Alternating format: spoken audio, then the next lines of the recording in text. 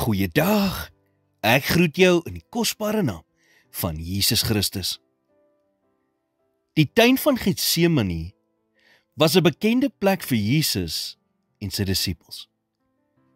Dit was 'n plek waar hulle gereeld gegaan het om af te sonder en te bid. Daarom het Judas die nag wat hy Jesus sou verraai, ook presies geweet waarom Jesus te kry.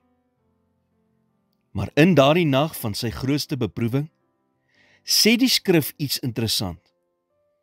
Markus 14 vers 35 sê, en toe hy 'n bietjie verder gegaan het, val hy op die grond en bid dat, as dit moontlik was, die uur by hom sou verbygaan. Jesus het 'n bietjie verder gegaan as wat hulle gewoonlik gedoen het. En dit mag dalk na iets kleins lyk, maar dit bevat 'n kragtige waarheid vir ons lewens. Jy sien, soms kom jou deurbraak of daardie spesiale ontmoeting met God wanneer jy verder gaan as wat jy mee gemaklik is of wat jy gewoond is. Jesus het net 'n klipgooi verder geloop as waar hy gewoonlik gestop het. En op daardie plek het hy sy hart vir die Vader uitgestort.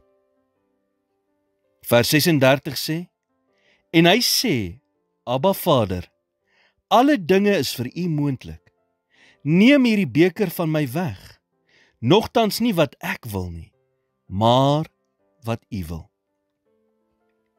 Om 'n bietjie verder te gaan vir my en jou, kan beteken om verby jou gemaksone te beweeg en God te aanbid, al voel jy nie lus nie.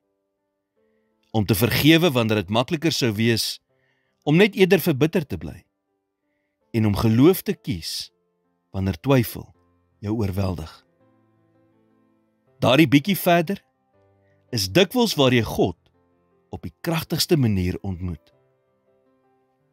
En wat roep God jou vandag om 'n bietjie verder te gaan as wat jy gewoond en gemaklik mee is? Moenie in 'n plek van gemak vertoef wanneer hy jou verder roep nie. Soos Jesus, gaan 'n bietjie verder, want dit is waar God jou sal ontmoet. Om uit jou gemaksone te beweeg is nie altyd maklik nie. Maar dit is beslis die moeite werd, want dit is daar waar God sy wil en krag in jou lewe openbaar. Here, gee my die moed om verder te gaan